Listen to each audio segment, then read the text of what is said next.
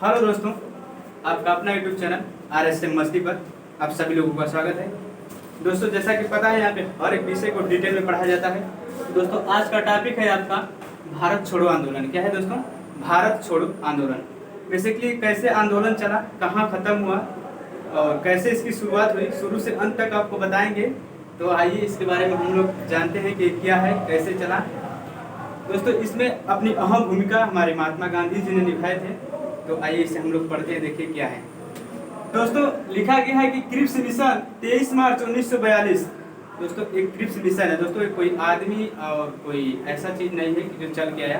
Cripps mission दोस्तों एक post है जिसे एडिटोरियल कहा जाता है, जिससे अखबार जिसे लिखते हैं ना क्रिप्स मिशन, तो एक पोस्ट है दोस्तों, पोस्टर टाइप है।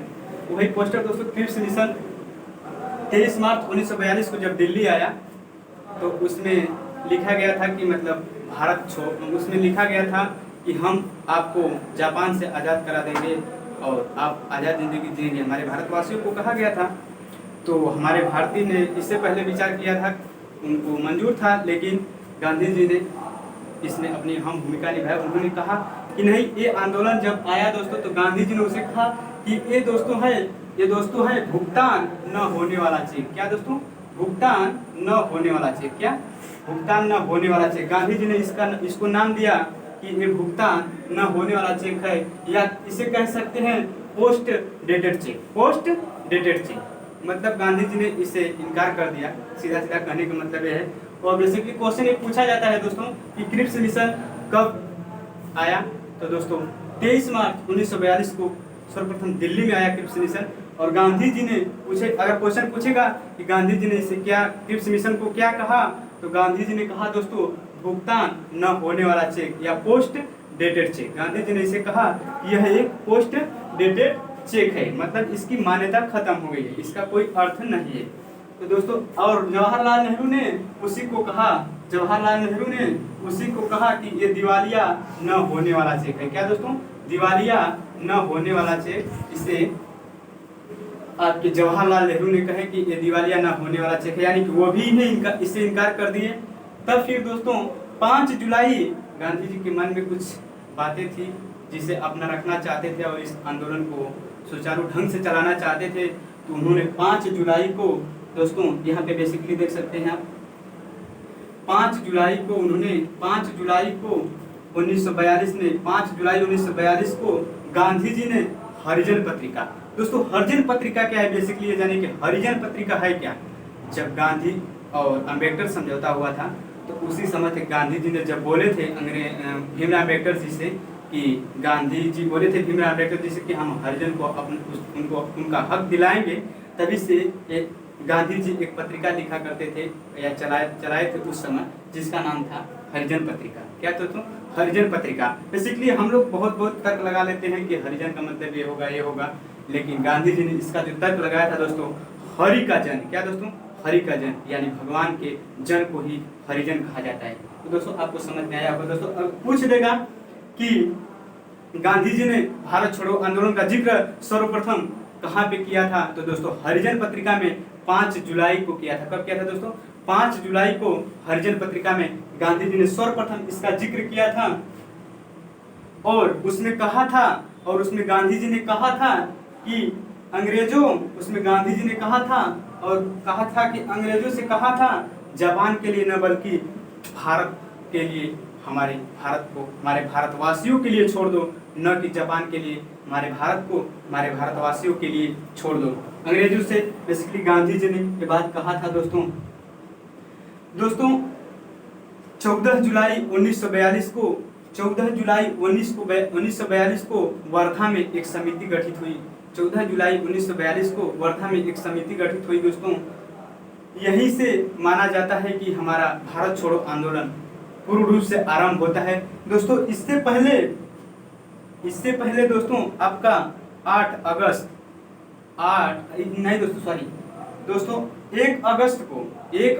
1942 को दोस्तों इलाहाबाद में तिलक दिवस मनाया गया। 1 अगस्त 1942 को इलाहाबाद में बेसिकली लोग तिलक दिवस मनाए 1 अगस्त 1942 को।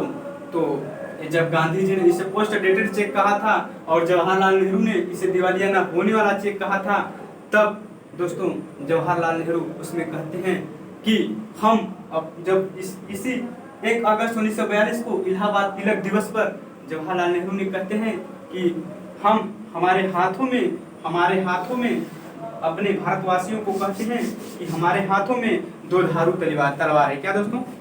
हमारे हाथों में 2 धारु तलवार है। 2 धारु तलवार का मतलब दोस्तों कि उसके दोनों तरफ धार है। क्या है? उसके दोनों तरफ धार है। दोस्तों आपसे पूछ देगा कि 1 अगस्त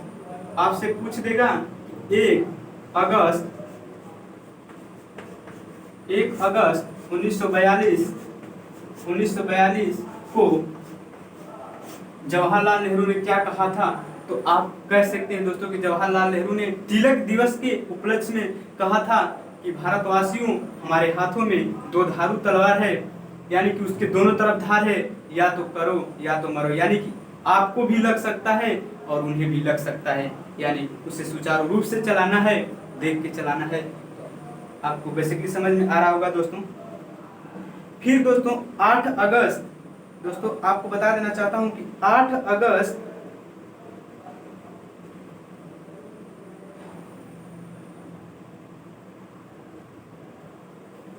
दोस्तों 14 जुलाई को गांधी जी ने एक समिति गठित की। दोस्तों वर्धा में एक समिति का गठन हुआ था, जिसमें पहली बार दोस्तों गांधी जी ने बोला कि भारत छोड़ो आंदोलन, तो जवाहरलाल नेहरू ने इस प्रस्ताव को मानने से इनकार कर दिए। लेकिन जब गांधी, क्योंकि जवाहरलाल नेहरू को विश्वास ही नहीं हो रहा है। क्या दोस्तों? जवाहरलाल नेहरू को विश्वास नहीं हो रहा था कि गांधी जी अहिंसा के प्रति कभी ऐसा कदम उठा सकते हैं, क्योंकि वो कई ऐसी योजनाएं दोस्तों, कई ऐसे चीजों को दोस्तों दोबारा वापस ले लिया था। तो दोस्तों उस समय जवाहरलाल नेहरू को नहीं विश्वास हो रहा था कि नहीं गांधी जी ऐसा काम कर सकते हैं। दोस्तों 14 अगस्त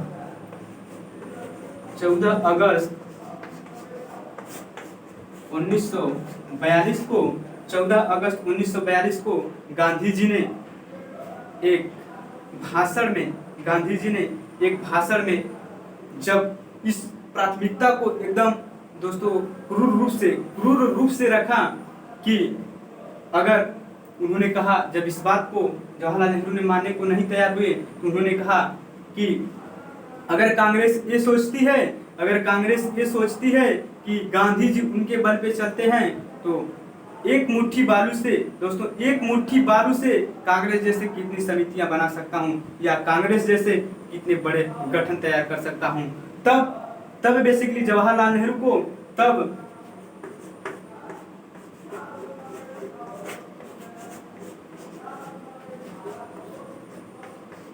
जवाहरलाल नेहरू को समझ में आ गया गांधी जी कुछ न कुछ तो जरूर करेंगे। उन्होंने समझ गए, वो भी समझ गए कि हाँ अब की बार। और ये पहला कदम ऐसा था दोस्तों, जो अहिंसा के प्रति गांधी जी अपना कदम उठाया था। दोस्तों ये 70 मिनट का भाषण था दोस्तों, 70 मिनट के भाषण में गांधी जी का एक ही विशेष तथ्य था उसमें दोस्तों, कि भारत छोड़ो आंदोलन में एक ही विशेष तथ्य था। सबको गांधी जी ने कहा था, सभी देशवासियों भारतवासियों को गांधी जी ने कहा था कि अपने अपने पॉकेट में या अपने अपने कंधे पर लिख कर रख लो कि करो या मरो। दोस्तों गांधी जी ने इसी आंदोलन के तहत 1942 के आंदोलन के तहत, भारत छोड़ो आंदोलन के तहत ही करो या मरो का नारा दिया था, करो या मरो।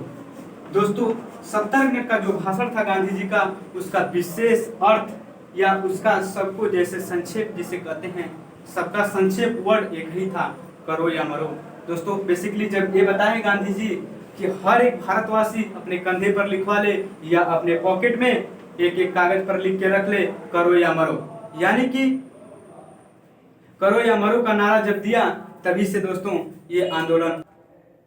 तो दोस्तों आज के लिए इतना ही, कि आप लोगों को पता चला कि कब शुरू हुआ और कैसे शुरू हुआ।